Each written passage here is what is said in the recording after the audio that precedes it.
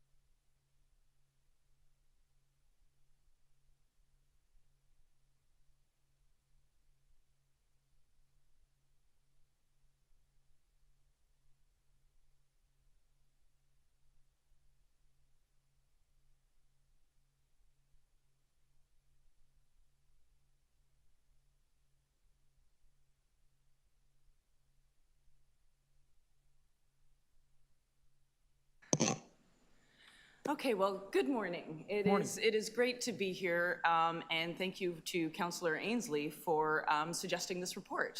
I appreciate this. So I'm coming here not to necessarily criticize, but to offer thought and suggestions on how to improve service delivery between municipal licensing and standards in 311. So if you don't know, No More Noise Toronto is a grassroots organization that's data and process oriented. We are taking a collaborative approach to reducing the noises that wake us up, keep us up, and disturb us day and night. And there we go. So with over 1,300 subscribers to Noise News and support of Fontra and Foster, we represent literally hundreds of thousands of residents. And we're at the right place in the right time. We've had lots of conversations with city divisions, and I'm very thankful for that.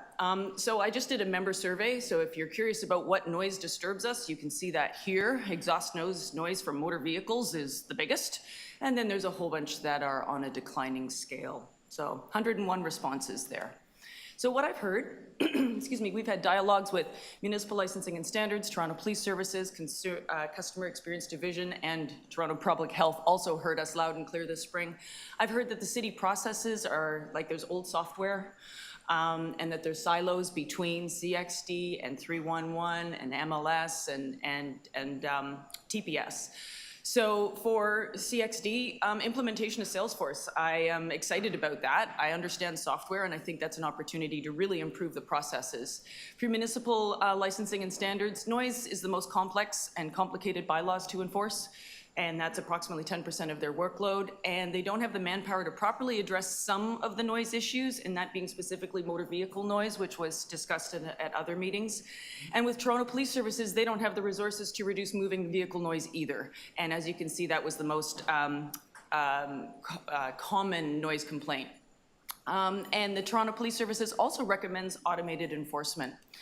So as a constituent, we don't see the silos. We don't see the difference between 311 and MLS. We just want to report noise. We want to get updates, and we want a timely resolution. And we also want to understand the process. And so that's where this is important, because we don't know what we're getting into when we make a report. And sometimes when we make a report, we don't make that report because we're discouraged from staff, it took too long. So I've even heard of members that were not treated with respect, like basically saying, you know, have you thought of moving? Well, maybe I can't move, and no, I haven't thought of moving because I've chosen my home where I live for a reason. Maybe didn't have all the information, didn't think anything would change. They wanted to be anonymous.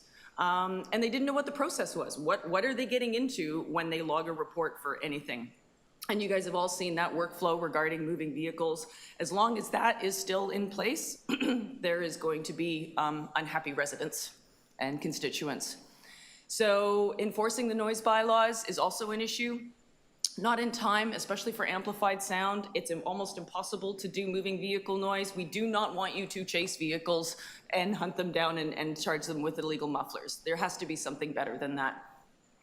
Sometimes there's an unclear process for measurement.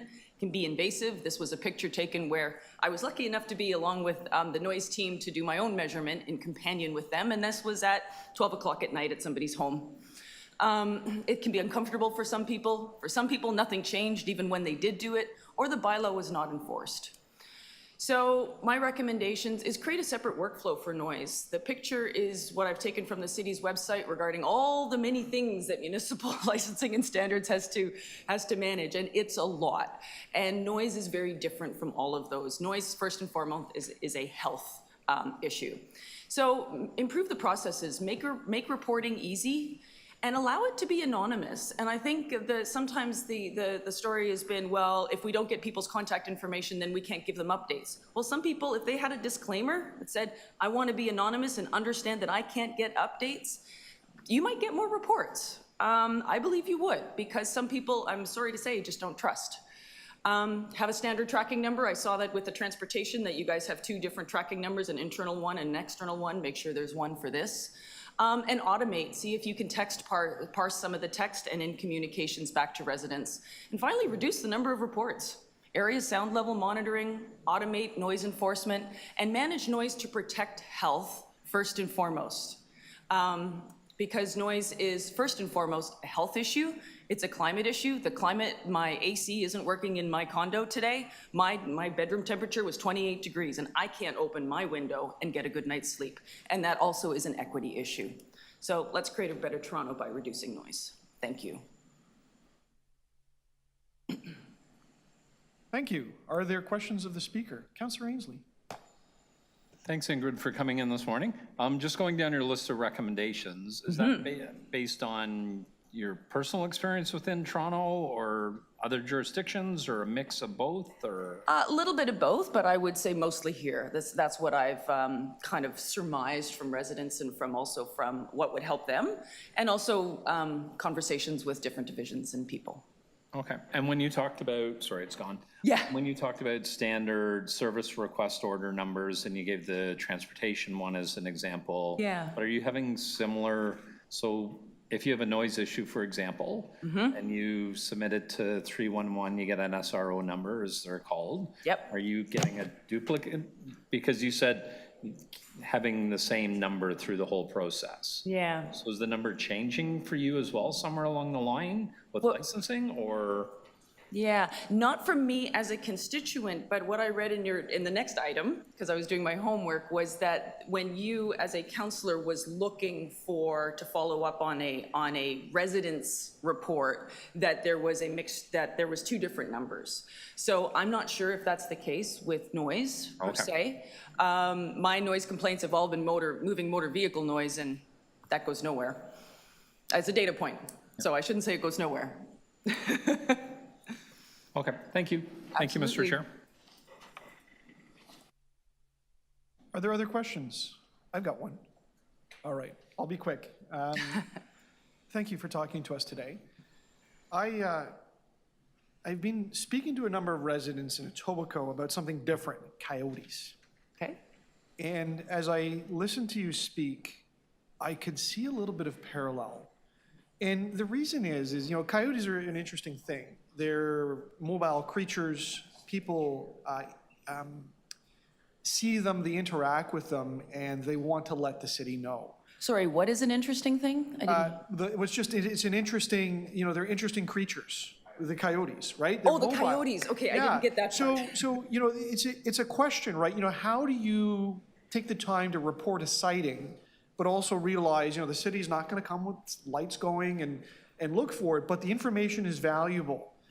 However, there might be an interaction where there is it's an emergency, right, with a wild animal, and it requires a different type of response. And in many ways, that's like noise, right? You know, there's noise actions where nobody would expect the city to come running out to deal with it, but they want to make sure that we know. So with that in mind, I'm just trying to think about how technology works. You as a consumer, what would an ideal vision be for you about how you log on to 311 or connect with the city that you could express, you know, a variety of sightings or soundings or hearing of noise and put it in a way that's useful, but it's also efficient for you, right? So if it's, you know, I heard noise and it's annoying and here's a push pin on the map, and I don't expect anyone to solve it, but I expect somebody to use my information. What would that look like to you? Or have you seen a best practice? I like your idea of a push pin on a map or a point on a map. That can often be very helpful. Noise is complex and it is transient, and it is something that one person may have an issue with the sound level, with a noise source, another person may not. So it is difficult in that sense, and so you need to come from the side of the constituent. And the constituent, I may determine that something is an emergency and another person may not. But finally, I think we need to have those criteria. Is this an FYI? Is this an emergency? Like, it's that triage system. I used to be a first aid attendant, and triage management, you know, you do the most good for the most people right away. And so that's where, you kind of look at this as a filtering process in a sense, like, is this an emergency? And finally, I may not think that something's an emergency, but if it's an emergency for somebody else, then it is for them. And that's the constituent experience. And I think that's part of the thing with noise is that, oh, you'll get used to it or you know, whatever, where people are going, I can't get used to it anymore. I can't sleep at night. I'm losing my mind, you know? Waste collection noise is one of those examples where people get disrupted. But that's not necessarily an emergency. It is a process issue where a coyote coming at somebody, or a dangerous coyote, could be an emergency, especially if it's in a park and let's say it's attacking a person or a child. So this is where I would say No More Noise Toronto is very happy to help and look at workflows and throw them out at the wall and see what sticks, because I think this needs to be an agile process. I think this we will not get it right out of the bat, right out of the gate. Thank you. Thank you for speaking to us. One final check. Any other questions? Appreciate you coming and talking to the committee as always. Thank you. Okay, on this item, questions of, I'll just check. There's no other speakers, right? No. Okay, questions of staff? Seeing none. Speakers? Councillor Ainsley? Thank you, Mr. Chair. And I'm going to speak briefly to this. I know you have an amending motion for mine. And I brought this forward mainly out of frustration from residents getting, they would have an issue, whether it's a pothole, like I have a property standards issue, like my one resident said. So the example I asked my constituency staff for examples. The first one, example of inadequate and unapproachable communications. A resident on Greenock Avenue filed a complaint regarding property standards at a neighboring property. The resident was not supplied with information such as next steps and investigation outcomes, needed to inquire multiple times to receive a response through 311. The second one, resident filed a property standards and maintenance violation complaint against a neighboring property. Request was initially submitted to 311. They got an SRO number. Although the case was closed by MLS, the service request order that was generated through 311 still shows in progress, which is confusing the resident. So the reason I brought this forward, Mr. Chair, I regularly get instances of this. I know that staff say they're working on it.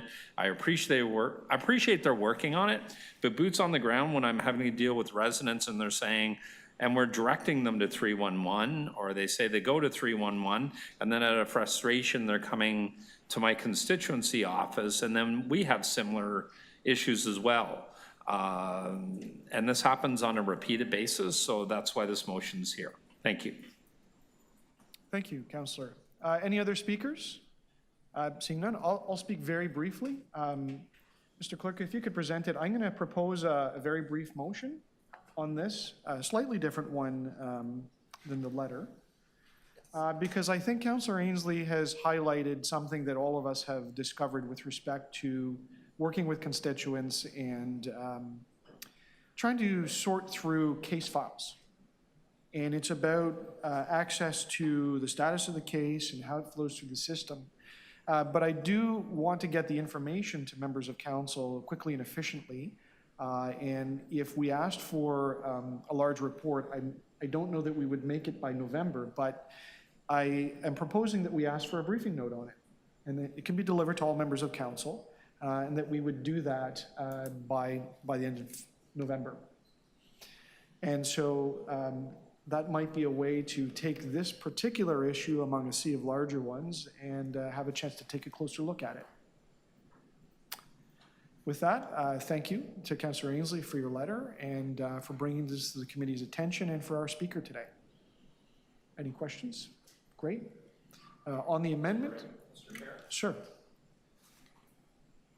Could you explain to me the difference between a briefing note and the report I'm asking for? They're both coming back on this, like, you've asked for November 25th for a briefing note on what I'm requesting, and I asked for a report back on the same date. I think in my understanding of the workload on staff to prepare a report takes a significantly larger amount of resources, and they have a much tighter time constraint to fit it into the queue in order to get it through the cycle to the committees. So I think it's a tall challenge to get that volume of information in that window, and a briefing note gets you the same thing.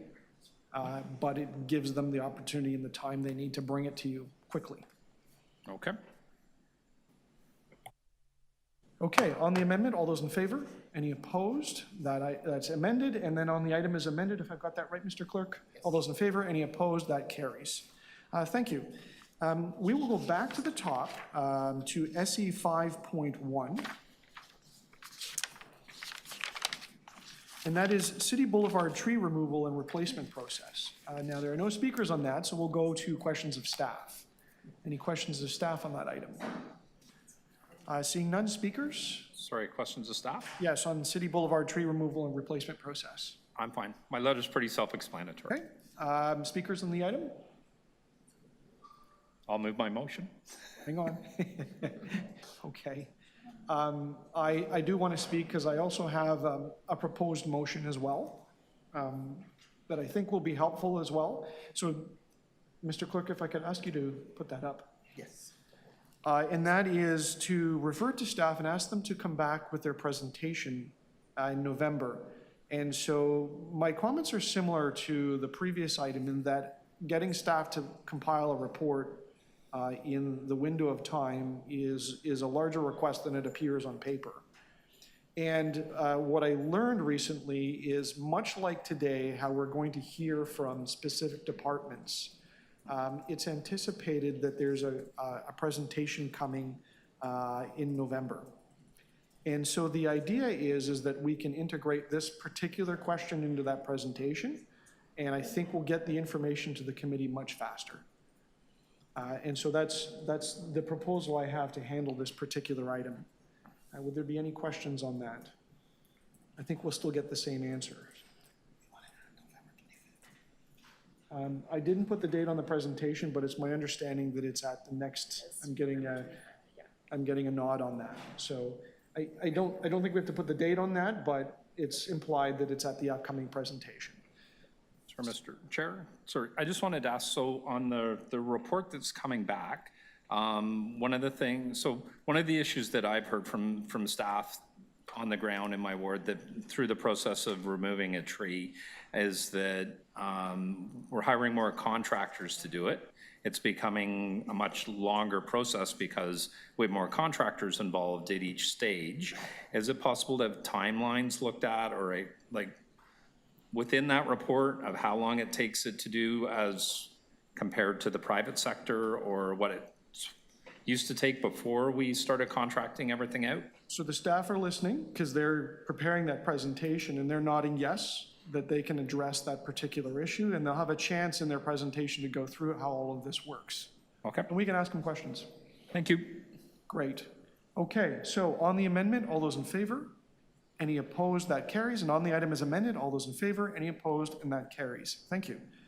We'll go to SE 5.3, which is Transportation's 311 service request integration.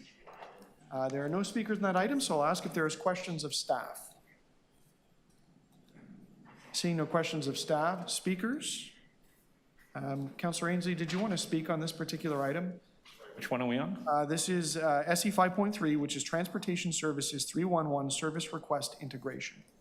Can I ask questions of staff? We'll go to questions of staff. You're being very efficient this morning. Go right ahead.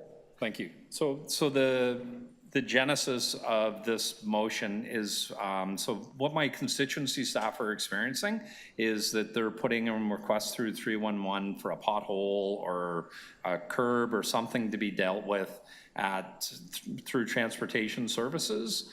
And then I'll be out and about somewhere in my ward and I'll see the issue that I complain to my constituency staff. And when they go to follow up with transportation services and they supply the service request order number that I was given, then staff in the transportation services say, well, we don't use that number. We have a different number. We need to go and find that number and then we'll get back to you. So I'm trying to understand why everybody's not operating on the same numbers and how we fix that. Sometimes it creates, it's emails and then it's phone calls and then my constituency, somebody in transportation services says to my constituency staff, we'll call you back, and the call back sometimes comes 2 or 3 days later, or it doesn't come at all. So I'm trying to understand how we break down the silos, get everybody on the same service request order process. Thanks to the chair, Councillor Ainsley. I think this is a product of the transition in my team from TMMS using the original work management program that we've been using for many, many years to Maximo. And so we flagged this. Vince Ferrazza, who manages the operations and maintenance team, has been doing some pretty significant training over the summer to bring the whole staff along in a common understanding of that. So I appreciate you raising it, because it clearly has gotten mixed up somewhere between the transition of the systems, which of course we onboarded for winter to start, and now we're onboarding for the rest of our programs. So summer contracts, grass cutting, all that kind of thing, if that's where you're experiencing it. So we will take that back and build it into our reporting back, but clearly we want to solve it so that we don't have a glitch for people and tie up the work. Okay. Thanks. All right. Thank you. Thank you, Mr. Chair. Thank you. I'm going to check, are there any other questions? I'm going to ask a quick question. Ms. Gray, just similar to the previous conversation, the recommendation from the councillors to bring back a report. And I wondered if you could let the committee know, are you coming back to us with a presentation on your service area that's comprehensive? Yes, Chair, we are. And so if I ask you to, instead of bringing a report, would you be able to talk about this subject specifically within your presentation? Yes. And I think it's November. We very much appreciate that, and we're happy to do that. And I can even provide some feedback on what we see as the results of those trainings and kind of talk about what I described to Councillor Ainsley to try to fix the problem. So we're happy to do that. Okay, great. Thank you. Any other questions of staff? Seeing none, to speak on the item? No speakers? I'll move my motion. Okay. I'm going to speak, and I'm going to propose a slightly different motion, an amendment, which I think, again, will bring the information here quicker, and that is to ask the staff to take this particular motion and report back on it in their upcoming presentation. So all those in favor of the amendment? Mr. Chair. Questions of the speaker? Can we get a date? Sure. Mr. Clerk, are you able to get that in pretty quick? I think we'll put it in November. I don't remember the exact date of the committee meeting, but the 25th. So that will commit us to having that presentation and that matter included in it. Great. So with that, I think a friendly amendment. All those in favor? Any opposed on the amendment? And on the item as amended, all those in favor? Any opposed? And it is carried. Okay.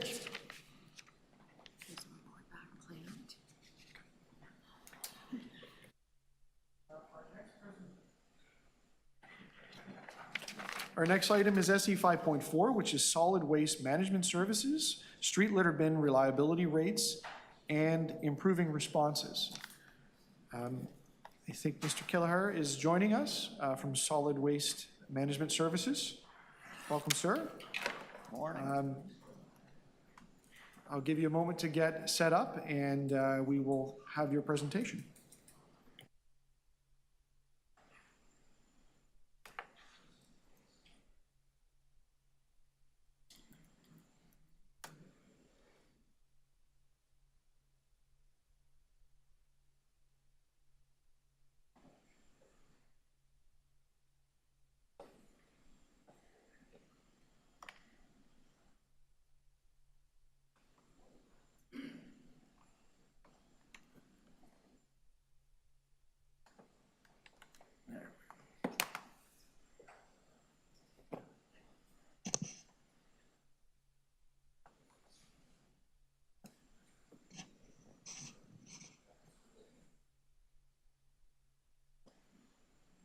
Ready? All right. Good morning, sir. Please begin when you're ready. Thank you, Mr. Chair and committee, for the opportunity to walk through some of the work that we do in solid waste and the improvements that we have made and are making on our litter bin program. So just to start off, Solid Waste Management Services is responsible for collecting waste from almost 900,000 residents within the City of Toronto. We also collect from commercial, non-residential, as well as public space. We collect garbage, organics, yard waste, and a number of other materials. And what most people see is the garbage trucks going down the road with our dedicated operators each and every day. But what's behind the scenes is just as interesting and, and complex. We have 4 operating yards, 7 transfer stations, 6 household hazardous waste depots, our operating landfill, Green Lane. We also manage 160 closed landfills and 2 organics processing facilities and have over 750 pieces of equipment. Broadly speaking, when you look at our vision in solid waste, it's really a customer-focused delivery that we are aiming to ensure that we continue to evolve with the citizens of Toronto's needs. And we look very closely at what Toronto needs, not what other regions need, but very specifically, what do we need and how do we need to build those systems in to address the residents' needs and concerns. Our mission, again, I won't go through it line by line, but service excellence is baked in there. And when you look at our 6 focus areas, and these areas are pillars within the division that all of our operating budget, our capital programs, new programs get filtered through these lenses. And the first one on that list, as you can appreciate, is excellence in service delivery. So how do we measure excellence in service delivery within solid waste? We have a number of metrics, but when we look specifically at the collection side, we look at the number of service requests that come in, the service requests being resolved within our service standards, the reliability rate of collection. So what this means is if when you put your materials out, that they will be collected on time by our staff, and the reliability rate for the litter bins, meaning that they are collected without a resident having to put in a service request.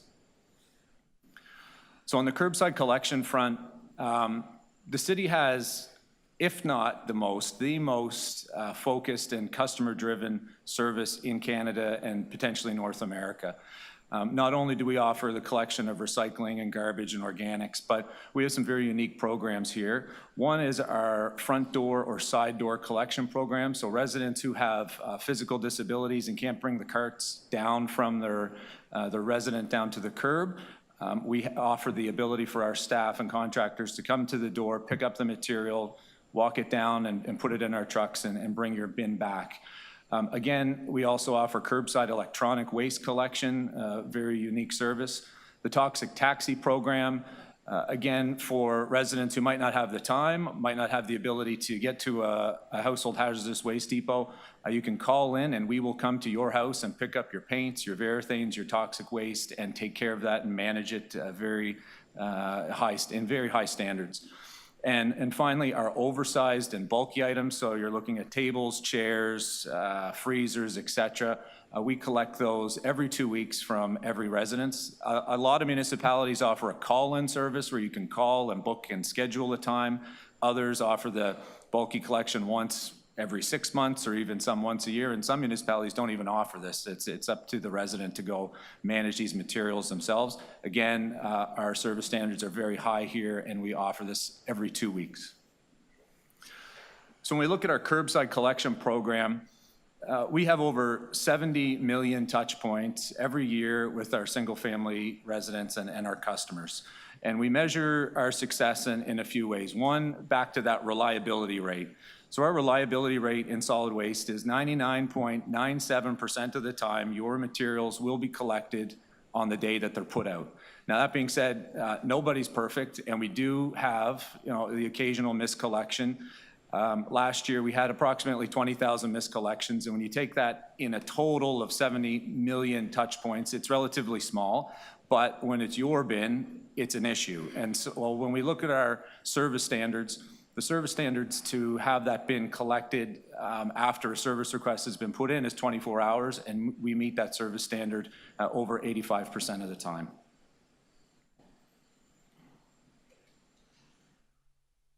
Our street litter bin program, again, very large in scope and scale. We have 10,000 litter bins in the public realm across the city. They are contracted, managed by transportation and owned by Astral, and the solid waste department is the division that's responsible for collecting the materials. The bins are placed all across the city, and collection frequency does vary, again, based on if they're in a BIA, if they're in a high-traffic area. Some are collected once a day, others are collected 4 times a day. So again, it's all dependent on frequency and demand for those bins to be collected.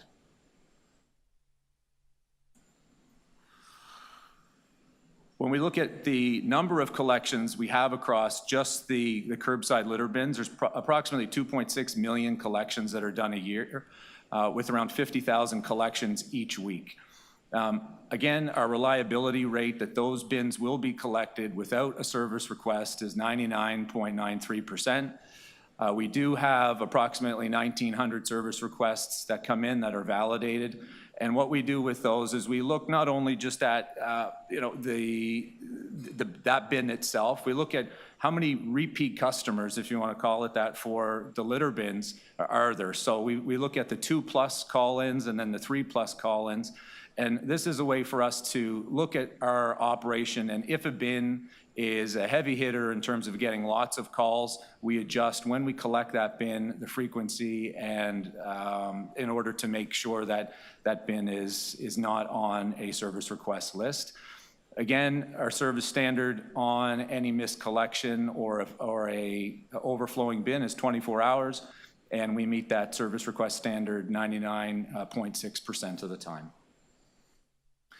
So some of the new and enhanced work that the solid waste is working with transportation and Astral on have been new bin designs. So we're looking at wider openings to make it easier to put the materials in without having to touch the flaps, and just being wider in order to put your materials in. One of the other complaints that we have heard is that the doors sometimes are open after they're being serviced. So working on different mechanisms to ensure that those doors remain closed. Transportation and Astral have implemented approximately 1,100 of these bins, or will be implementing 1,100 of these bins by the end of next month. So in solid waste, what we did as well over the summer and for the next, for the foreseeable future, we've brought in approximately a dozen staff to have boots on the ground looking at the litter bins. So one of the common complaints that might be out there is you have a 99.9% reliability rate because people aren't calling in and saying that their bins are full. So what we've done over the summer is brought in staff to look at the bins, document which ones are full, the levels of the bins, and also the repair and maintenance of them as well. And what we can do from this is identify bins that are consistently a quarter full. And maybe those bins, the collection frequency can be changed to maybe move that frequency over to other bins. Or if the bins are overflowing when we get there, we put in a service request ourselves, have that bin addressed, and maybe install another bin, or again, adjust our service standards for that particular area. From a technology standpoint, we have implemented approximately 500 sensors in 150 litter bins. And what these sensors will do, it's a pilot, is to send us information real time on how full the bins are, which ones may be overflowing. And what this will do is allow us to look at, again, the efficiency of the program, rerouting, adjusting our bins across the system in order to continue to provide the service that the residents expect. So our next step after the pilot program with our boots on the ground, as well as the sensor technology, is to report back to the Service Excellence Committee with what have we found over that one-year period of these pilots, and what can we do differently, or what needs to stay the same within the division to continually to provide the high level of service that the residents expect. And that's it, Mr. Chair. I'll pass it over to you. Thank you. Questions of staff? Councillor Chang and then Councillor Ainsley. Please go ahead. Thank you. Thank you for a fascinating deep dive into a part of our lives that we take for granted. I'm wondering, is there any comparison of data of how our private operators are doing in comparison to what the city is doing with regard to waste collection? So through the chair to the councillor, we do monitor service requests by area, and we can follow up with that. We do have a report that is scheduled to come to committee and council in Q1 of next year, which outlines internal service versus our contracted service. And we can provide you a preview of that before it's released. Thank you. So this data that you've presented is specific to city provided, is that correct? So this data is the service, so contracted and city provided. Oh, I see, okay. And so are private operators then also using our infrastructure, like the landfills and the other parts of the waste management system? So through the chair to the councillor, our private haulers bring all of the materials that they collect into our transfer stations, and then city staff manage it from there, whether it goes to a landfill or organics facilities or to a recycling facility. Our staff will take it from there. Thank you. Have we considered underground garbage bins? They, I think, are considering them in Markham right now. They're large receptacles underground, and they reduce the likelihood of overflows in high-use areas and also reduce the frequency of pickup. Through the chair to the councillor, thank you for that question. We have done some pilot projects and studies on those bins. The challenge, again, when they're in the ground is working within the right-of-way, what's underneath the ground, and also in terms of installing them is part one, which again is a challenge. Part two is collecting them. So you'd have to have specialized equipment, driving down the road with cranes to lift those up. So they'd be really challenging for a municipal operation. That being said, they have been rolled out successfully in the private sector, at apartment buildings, at other institutions, where they can come in, they have that equipment, and can pick those materials up in a safe manner for the staff. I believe there are other municipalities around the world that are also implementing them, and they would be helpful in those very high-use areas. So does this mean there's still a possibility that they would be considered, especially as we know Astral contract is wrapping up in the next 2 years, and we may be considering how our street furniture and waste receptacles will be implemented in the future? Through the chair, it's always on the table to look at, and again, Toronto's very unique with regards to water infrastructure and other right-of-way infrastructure, traffic, and some of the challenges with collecting the materials and the equipment that you need. But again, when we do look at after this study and the pilot projects, everything is on the table for us always to look at how to improve, and that is one of the pieces we can continue to look at. And my last question is with regards to the locations of the 150 sensors that have been, are going out as a pilot. Is there a good geographic spread in terms of testing high-use areas across the city? Because I'm just concerned that they might be concentrated downtown. Yeah, they're, through the chair, they are spread out strategically in order to provide that kind of durability test. If they're all in low frequency use bins, it's not going to give us the right data. If they're all in high frequency use bin, again, not the right data. So they are spread out. And what we can do is I can ask the team if we can get a map maybe and provide that to you after the fact. That would be wonderful. Thank you so much. You're welcome. Thank you. Councillor Ainsley. Thank you, Mr. Chair. Through you, can you explain a bit about, so you have employees, the goal is to go once a week and inspect the bins for content. Who's responsible for graffiti on a bin for reporting? So that's a very detailed answer. So, we've got 311 that would, if a resident called in and said there's a graffiti on a bin, we have staff that are monitoring those bins. Sorry, let me back up. Yeah. So you send an employee to look at a bin that's to determine the volume of garbage. They look at the doors to make sure they're broken.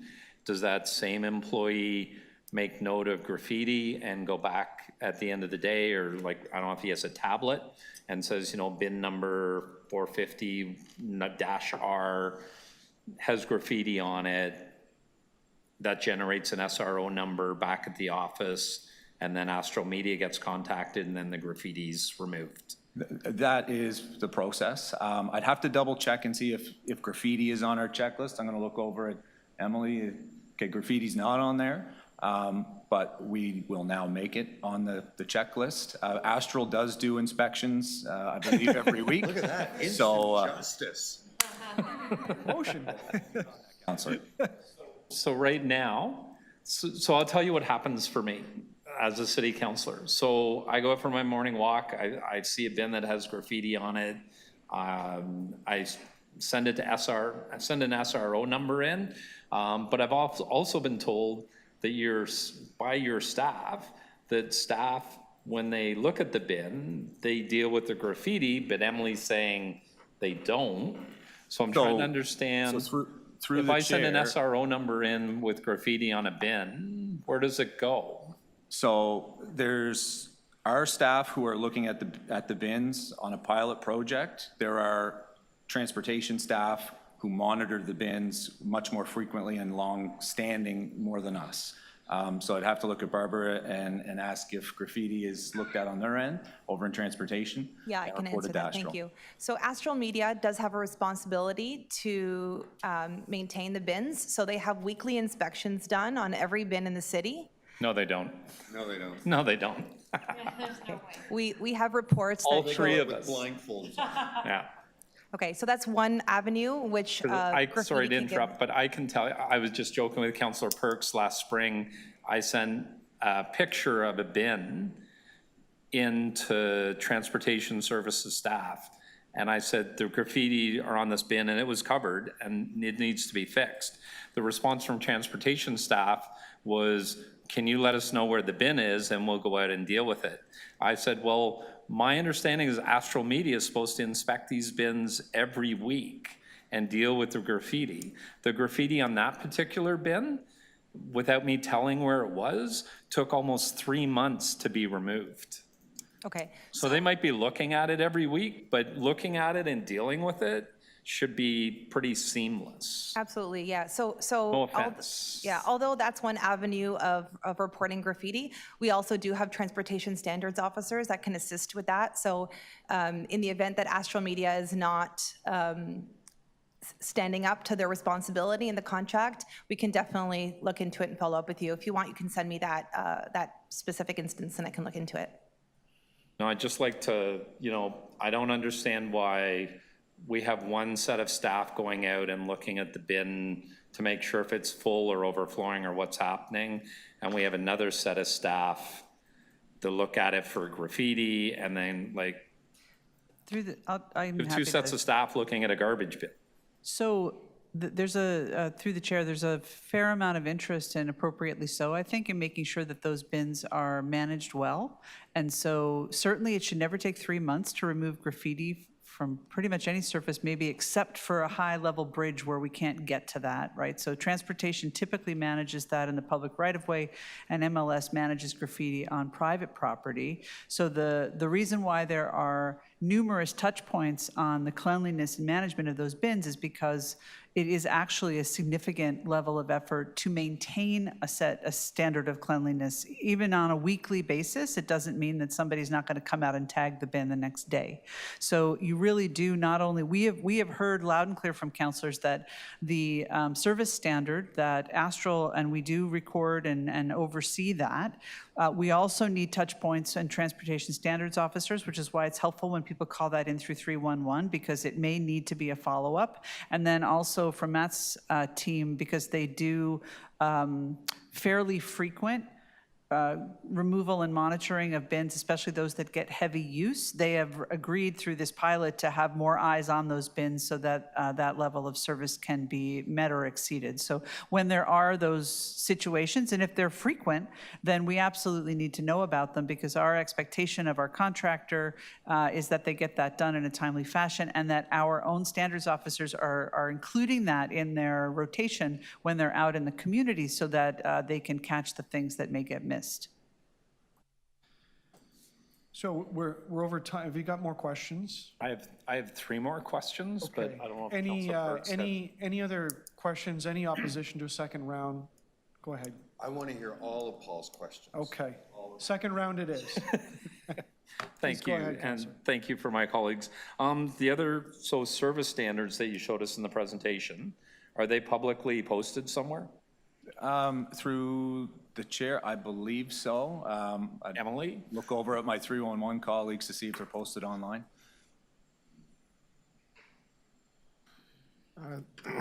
Through the chair, the service standards are currently not posted online.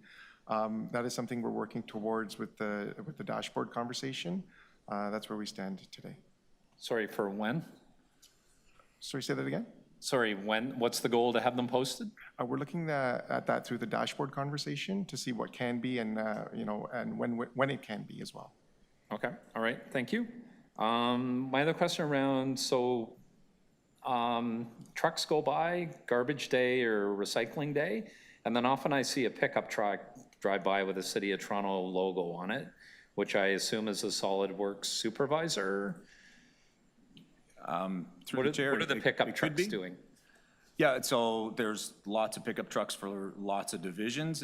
If it's the pickup, one of the pickup Well, trucks that would be sorry, I work assigned. from home. I see my garbage truck go by. Yeah. And 15 or 20 minutes later, a City of Toronto pickup truck goes by, and I've told those are supervisors.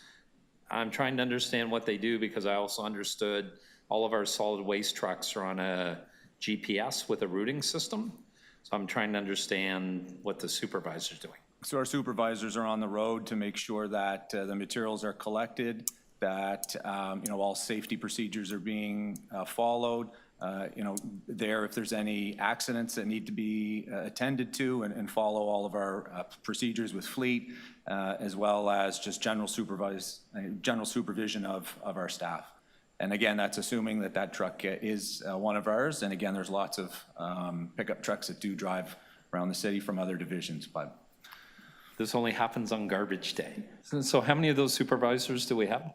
I'd have to get you the exact number because we do have supervisors on curbside. We do have supervisors on our litter bin program, and I can get you a complete breakdown of the split between those. Okay, all right. If you could email it to my office. Yep, not a Thank problem. you. And then my other one I wanted to ask, so high volume locations, would it not be more practical to have like 2 bins in certain locations instead of having one like emptied a number of times each day?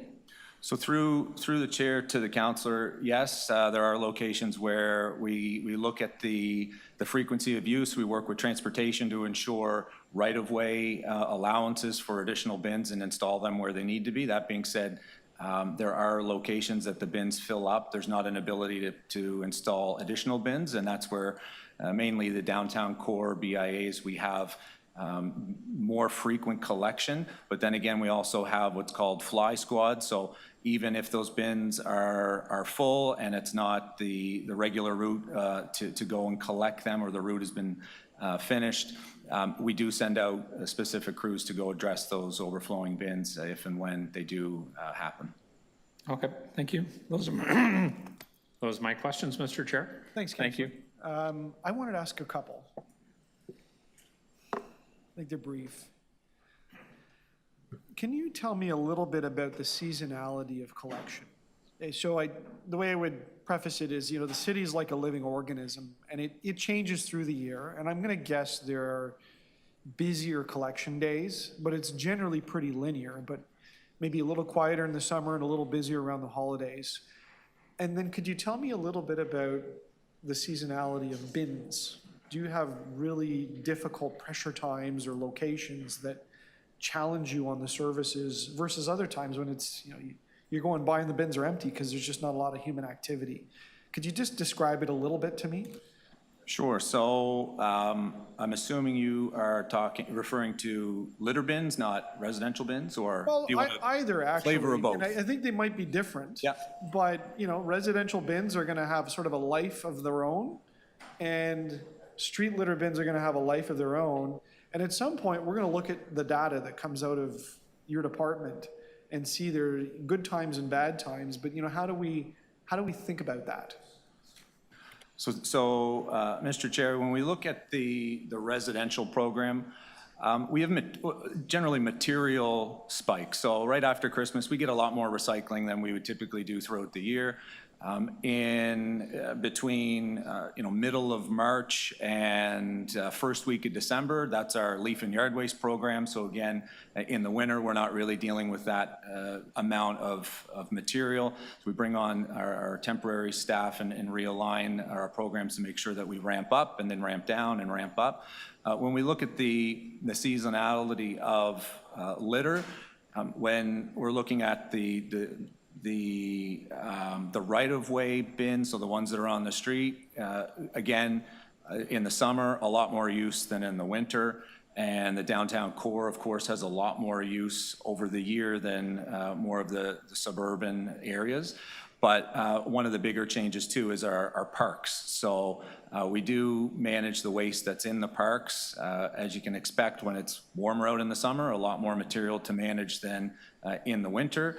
But again, we see with some climate change pieces that the smaller parks are being potentially used more, and the material quantity is still there to operate the program. But we do have that seasonality for sure within the program, and we manage that generally through additional staff, part-time, and contracts in the summer.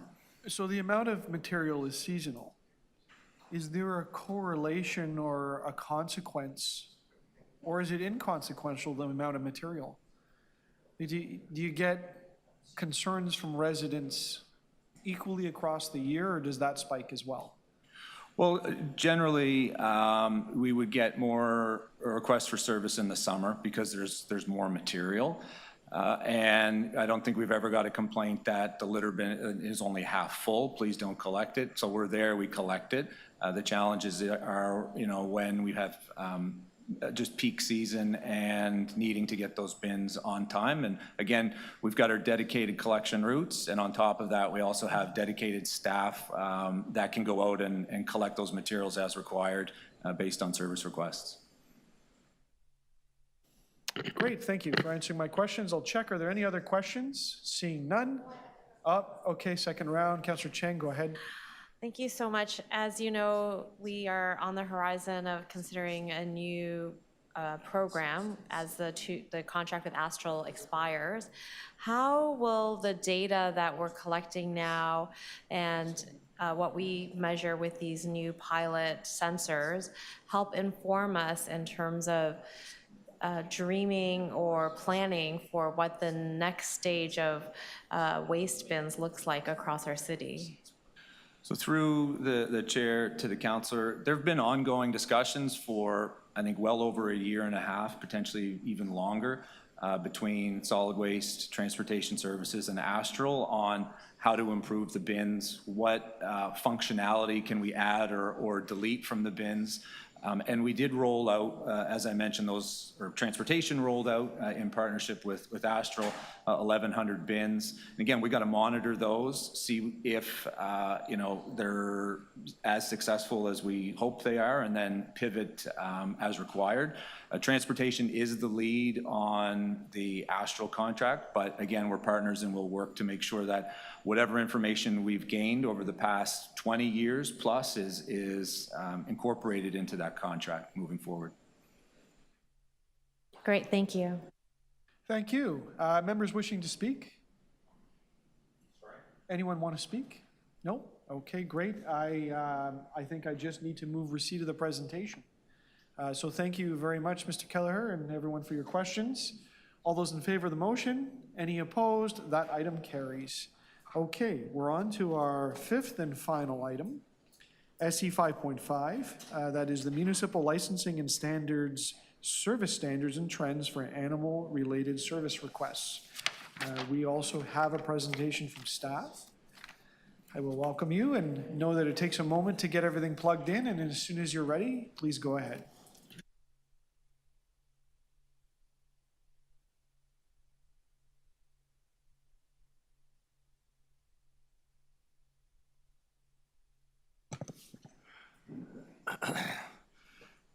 Thank you. My name is Carlton Grant. I'm the Executive Director of Municipal Licensing and Standards. Today I'm joined by my colleagues Ginny Adey, Director of Policy and Strategic Support, and Dr. Esther Attard, Director of Animal Services and Chief Veterinarian.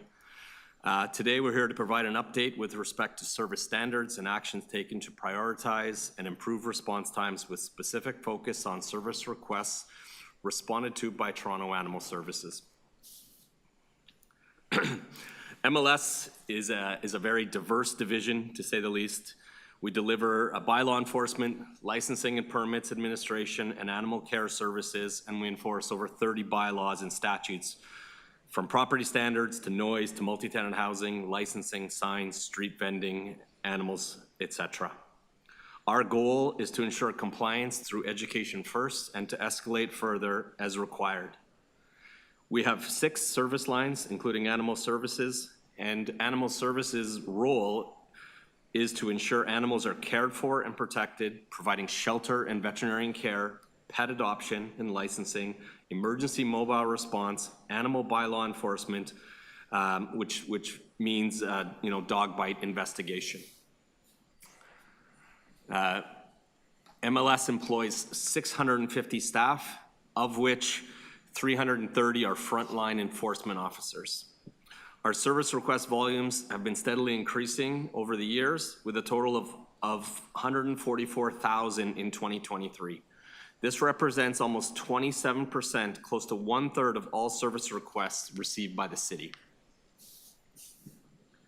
Our top 5 requests include injured and distressed wildlife, property standards, such as what that means in layman's terms is pests, hot water, no heat, no hot water, general repairs, cleanliness, wildlife cadaver removal, amplified sound, and business licensing enforcement.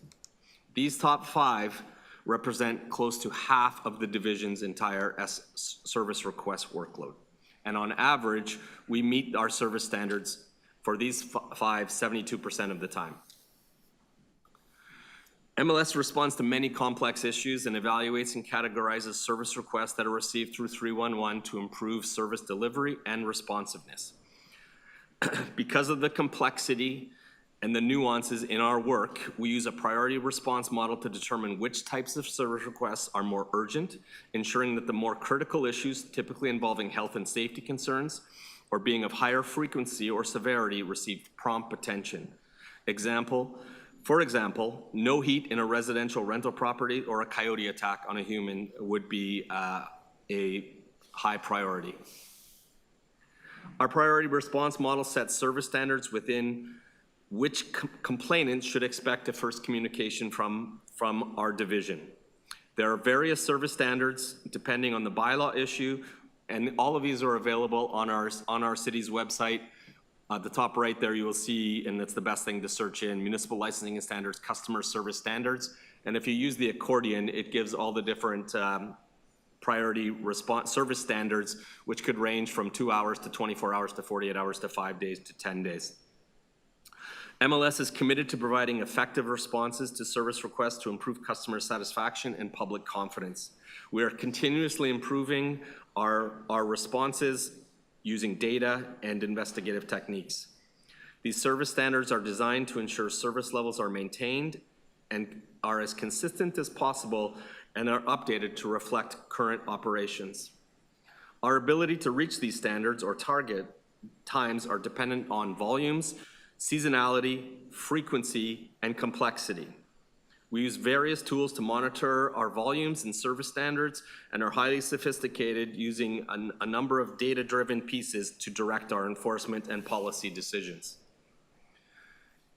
These are internal dashboards that we use to monitor progress, and we've recently introduced an interactive, automated central location or data warehouse to retrieve information from various technology systems, which allows our management staff to check in on service request volumes, service standard performance, and staff performance, and coordinate action as needed. All of this is to assist us with decision-making around resources and priorities. We work very closely with 311 to integrate our data into dashboards and enhance data collection and collaboration, and will continue forever. We're doing a case study on Toronto Animal Services because it is an area of of high interest, and it's an area where there is considerable room for improvement. The trends in animal services, given the increase in service request volumes and the increase in human and wildlife interactions in our city. Toronto Animal Services in 2023 alone received 51,000 service requests, an 8.5 increase from the previous year. Our average response times to these is 2.39 days, and this is, I will note that this is an improvement from 2022. Over half of these service requests involved injured or distressed animals, either wildlife or domestic, which alone accounted for an average of 53 requests per day. The workload for each staff member is significant and continues to increase. Working as a frontline officer in animal services is complex and challenging, both mentally and physically. But I want to point out that we have very compassionate, knowledgeable staff that are working on this every day. But I just want you to imagine the end of your work week and you dealt with 53 injured or sick animals each day, or you picked up 27 cadavers per day. Just imagine how you feel at the end of the week. You are exhausted, you are mentally and physically exhausted, and these are challenging jobs to recruit for, to maintain, but they're very important jobs. It's really important that I stress the challenges that these staff that do an amazing job have on a daily basis. As of August 31st, just last weekend, TAS had received over 36,000 requests to date. This slide summarizes our service standards for 2023. Again, I'm using 2023 as we have a full year's worth of data versus 8/12 worth of data. And there are 5 different prioritization types associated, and the standard range from 2 hours to 5 business days. Our focus is on sick and injured animals and other priority service requests involving public safeties. Some of the examples here are not exhaustive, but our prioritization varies depending on case by case. We recognize there are many improvements to be made to our performance, particularly regarding priority 2, and we are working on all assets to improve those. Having said that, it's important for me to provide context and the number of challenges that we're facing in our city. Animal Services has been responding to various challenges to animal issues that have been resulting in year-over-year increases to our service request volume that are affecting our service standard performance. Human and animal populations are increasing, which has led to more human-animal conflicts, including dangerous dog attacks. Our division has a lot of focus on this since last July, where we had a dangerous dog attack, and under Councillor Fletcher's leadership and championship, we have done a lot of work with her and Councillor Bravo and Councillor Malik to improve this. We are aware of the issues and we continue to work on improving them because there are notable spikes in animal cadavers as we have seasonality due to seasonal changes and wildlife disease outbreaks. Animal Services enforcement staff have also been focused on other additional duties, including addressing wildlife feeding bans, coyote interactions, and dangerous dog orders, inspections, amongst other things. We've developed several operational strategies to manage our higher call volumes, and we continue to do. In 2024, we hired an additional 4 officers and 1 supervisor to support our operations, and we will continue to do this. In the past, we have relied on our partners in transportation services and solid waste management to assist us with this, and they have been fantastic partners. However, coming out of the pandemic and with the increased number of special events and things happening in our city, Toronto's transportation services and solid waste management have to focus on areas under their purview and aren't able to help us as much as they have, and we will be developing strategies throughout the budget submission to address some of the issues that we're having. There have been a few changes to our priority response targets, and these came out of the dangerous dog report that went to committee in February and council in March. And it's all about increasing our efficiency and focusing on living animals. It's significantly more important and a higher priority than non-living animals. Cadavers, I agree, are unsightly, but I can assure you, after speaking with Dr. Davila and Dr. Attard, they do not pose a health risk. You cannot get rabies from a dead animal. You cannot catch disease from a dead animal, and the service standard is 5 days. These changes are really important for us to manage our resources efficiently and to prioritize living animals over non-living animals. I want to thank you for the opportunity to speak today and just reiterate that each of our issues are different. We respond to challenges that are unique and complex, and we respond address by address in a timely fashion. And just very proud of the team that does this work. It's very challenging, and we have opportunity for improvement, and that's why we're here at this committee to work with you to find those opportunities to improve. Thank you. Thank you. Are there questions of staff? Councillor Cheng. Thank you. I think there are some people who are concerned about the extension of the dead animal cadaver pickup deadline extension. In particular, with heavy rain or hot temperatures, it could become quite unsightly, if not making people feel ill, to look at cadavers that are going to start their decomposition. So I'm just wondering, is there a potential to adjust this timeline with regard to season and weather? Perhaps in winter, a dead raccoon on a street is not going to impact people as much as when it's 30 degrees outside. Thank you. No, that's a great point. We are looking at this from a seasonal perspective. We recognize the data shows that it's a summer. We will be looking at our service standards, but we'll also be looking at the resources that we use to do this work. Just speaking out loud, we are, it's in the summer.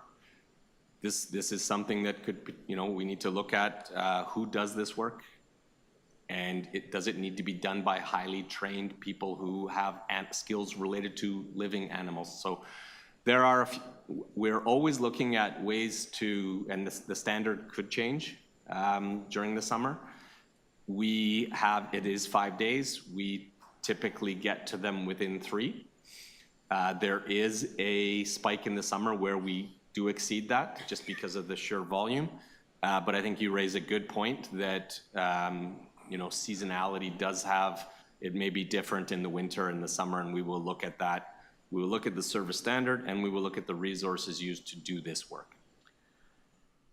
So am I hearing that currently the cadaver removal crew are trained specialists who have skills with live animals? Yeah. The short answer is yes. And what we're looking to do is, with the increase in human to animal, wildlife, domestic issues, we are spreading our staff too thin, and we are looking to separate that focus to live animals and non-living animals to address what you are seeing and what the community is seeing. So just to be clear, so there were 11,558 cadavers picked up last year, and this was done by how many people?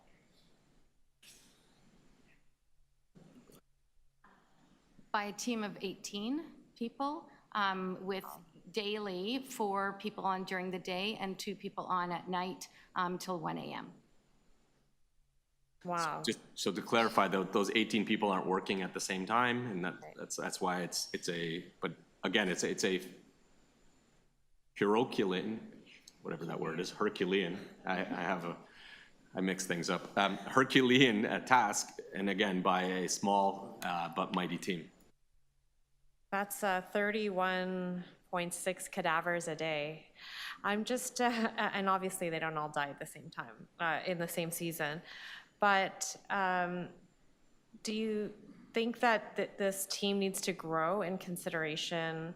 And has the number of dead animals increased after COVID? Because we did see during COVID, there was an increase in wildlife because humans were less, we weren't driving around as much. And so do you think that maybe the population will stabilize, or does it keep going up in terms of the animal population in the city? So we are looking at how the resources we're using to do this. The team is too small. Through the budget process, we will look to address that and look for your support. The animal population is going to continue to grow. The human population is going to continue to grow, and that conflict and opportunity for car versus squirrel is going to happen. We see it increasing. We don't see it stabilizing. I agree, in COVID, fewer people were out and there may have been less issues.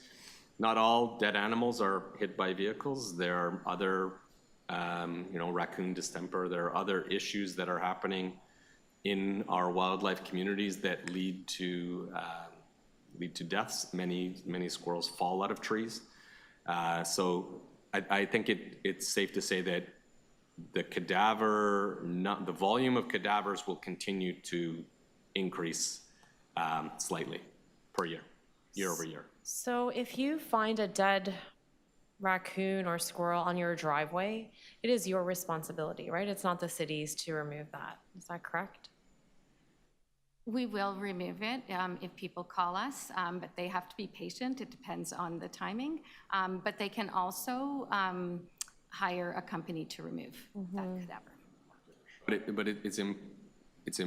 we don't, and maybe Matt can speak to this, we don't want people bagging a wildlife and putting it in their organics, correct? Correct. So what do we want people to do? If they are removing it themselves, what should they do with the cadaver? To call us to remove it. Anything that's small, though, can go in their green bin, but anything that's large, like a raccoon, should be called in and we'll come. So chipmunks and squirrels can go in the green. We don't usually get calls through them. So I guess, is there an opportunity to educate the public on how they could safely remove? If, I think my husband has done some heroic animal removal before, and could we not educate people, because it seems that it's something, good citizens, we could maybe reduce the load on the city. So public education is a critical and important component of animal services work. There is information on our website. It's not something that we would do a campaign for, like the campaign we have out in the market right now for dangerous dogs. We do have information available on our website, and I would encourage people to visit that for the information that you've asked for today and Dr. Hart has provided. Great, thank you so much. Thank you. Are there other questions? Seeing none, I had a couple myself. Thank you for speaking to us today. I think the discussion around animal cadaver service is fascinating, and it's not the subject. It's how you've brought it to us and the discussion of service standards, the subjectivity of the matter, and the variability of it. So if I understand, right, it varies through season. It varies through acts of Mother Nature, because there's disease that spreads, and sometimes there's a lot, sometimes there's a little. And we've got that in the news. So I can read that, right, if I go online. So it's fair to say your folks are overwhelmed at times. They're overwhelmed 365 days of the year. Okay, and so they're extra overwhelmed at times, and that's when we hear the news stories about it taking a very long time to pick up animals and so on. So how do we, okay, maybe just back up here. The service standard changed from 48 hours to 5 days. And on its face, he says, well, we're getting less. But talk to me about the mechanics of that decision. How did that work? Since July 1st, we have been doing there was a brutal, dangerous dog attack on Mortimer Avenue and there have been others in our city. There's another one in Little Norway Park.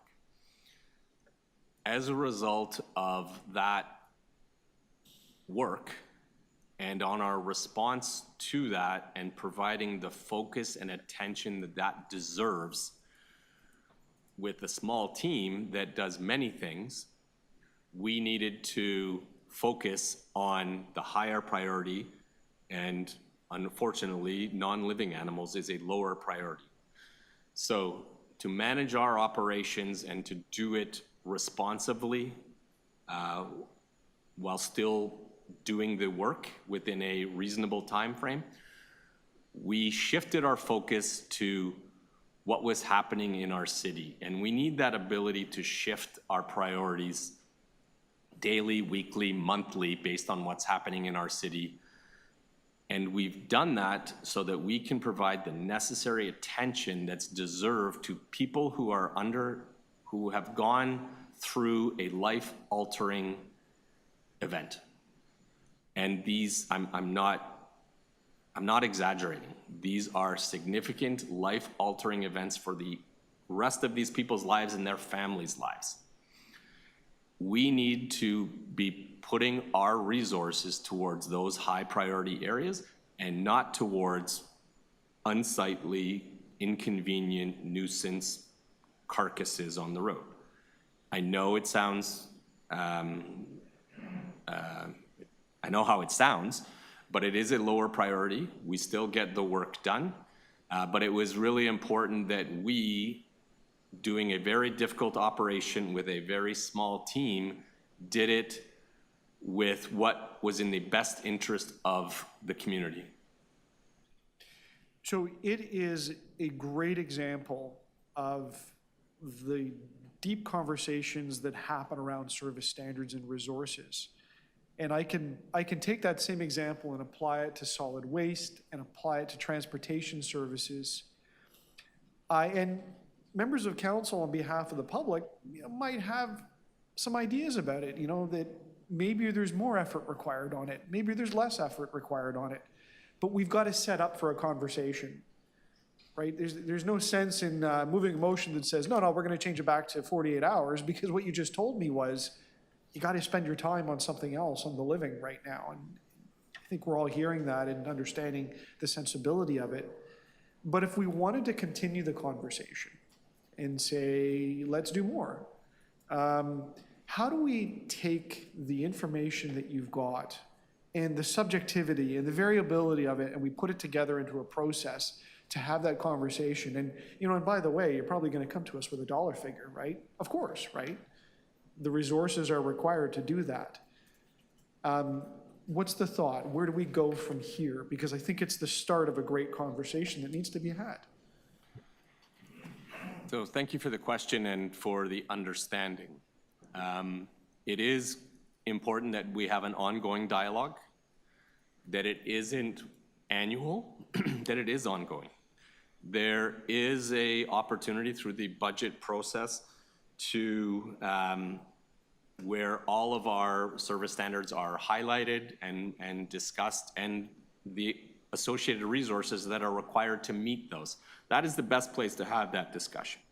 Having said that, in October, we are reporting back as requested by council on the dangerous dog item, and it provides another forum for discussion at the ECDC committee to talk about services, service standards, and for us to get input from the public and direction from committee and council on where they want us to prioritize our work. Fair enough. Thank you. And I'm going to ask one other small one. Councillor Fletcher has a lot of interest in dog attacks, and you mentioned it. She has submitted a letter because she can't be here today. Would you be able to provide some information to the questions in her letter at an upcoming report, if I asked you to do that? Yes, I'm aware of the letter. Again, she is champion for this initiative and has done great work, and we are supportive of that work and want to work with her. What she has asked for is reasonable, and again, we have a report coming in October to ECDC. And we will include what you're going to ask for and what she has asked for in that report in October. Great. Thank you. Any other questions? Sorry, Oh, I just have one Councillor quick Ainsley. one. I'm not, sorry, it's not actually for Carlton.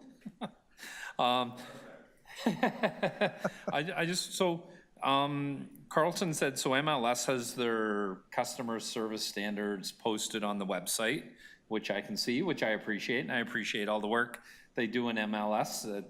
I know it can be overwhelming at times, but earlier I was told solid waste doesn't have their customer service standards posted on the website publicly. And I'm trying to decide who decides. So I don't understand why there isn't a uniform process yet for everybody to have their service standards posted. And who makes that decision and when is going to be, who makes that decision? Why one division has them posted and the other doesn't? Thank you for the question, Councillor. The service standards are posted. It's the actuals that are not posted of how the service was actually performed. So all divisions that are integrated with 311, their service standards are posted on the web, not the actuals. Okay. So I can readily find them? That's correct. Okay, I will have a look. Thank you. Thank you. Any other questions? Seeing none, thank you for your presentation. Members wishing to speak? Seeing none, I will speak Sorry, very Mr. briefly. Chair, sorry, and I just want to reinforce what Carlton was saying. You know, I do have a number of complaints. I get regular complaints about animal carcasses on the road, but I get a much higher number of complaints about dogs off leash, for example. And, you know, if I had to prioritize work, and I'm glad Carlton has it prioritized like that, because I can speak from personal experience.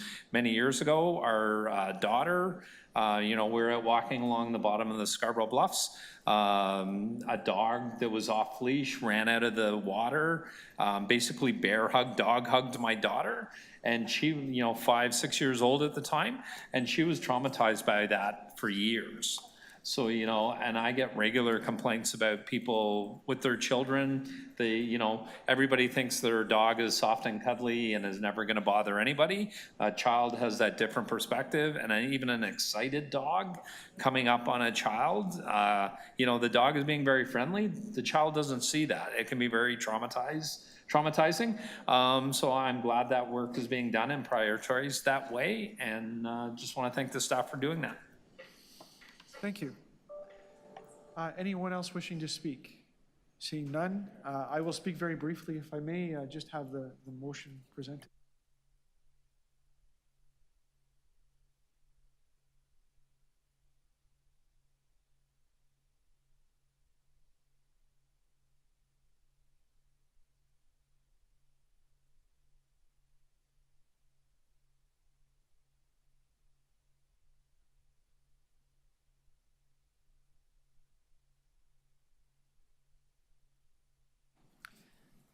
Thank you. I just got some advice from the clerk. I'll let the committee know that I had originally intended to move a motion in response to Councillor Fletcher's letter to request that in the October report that there would be some discussion or articulation from staff about the difference between an unknown stray dog attack, which is a 2-hour response time, and a dangerous dog attack, which carries a 24-hour response time. And I was going to move the motion because Councillor Fletcher took the time to write the letter and noted that she couldn't be here. But the clerk has given me very helpful advice that the motion is not necessary because I think we had an agreement of an undertaking that you would include that. So for the purposes of the meeting, and if Councillor Fletcher's listening, I think Councillor Fletcher will get the information, as will members of council, and I appreciate that. And I appreciate the advice from the clerk. So there is no motion on this item, except to receive the staff report. And I will too express my thanks for coming and talking to us about a really important matter. And I've spent a lot of time with animal services as of recent for reasons not deeply discussed in this report, the coyotes. But, you know, there's a lot of parallels. And I can draw on a lot of the personal, subjective approach of citizens of the city to this matter and why it's really important. I also think that the variability of the pressures that are put on the staff is fascinating, right? It has to do with people's approaches to animals, societal trends, seasonal issues, life in our city, disease, and it changes over time, and it's an ongoing conversation. And, I think that's one of the really interesting things about this committee is it looks at the information that's behind that, and it sets up for really important conversations. And I'm glad we had a chance to talk about it today, and I look forward to doing more work on this. And I would encourage us to get this information through dashboards, through reports, and keep it as the centerpiece for ongoing conversation. So with that, I'll move receipt of the report and express my thanks. All those in favor? Any opposed? That carries. Mr. Clerk, that is the last item of business. I'm getting the nod. So with that, I will say that the meeting is adjourned. Thank you, everyone.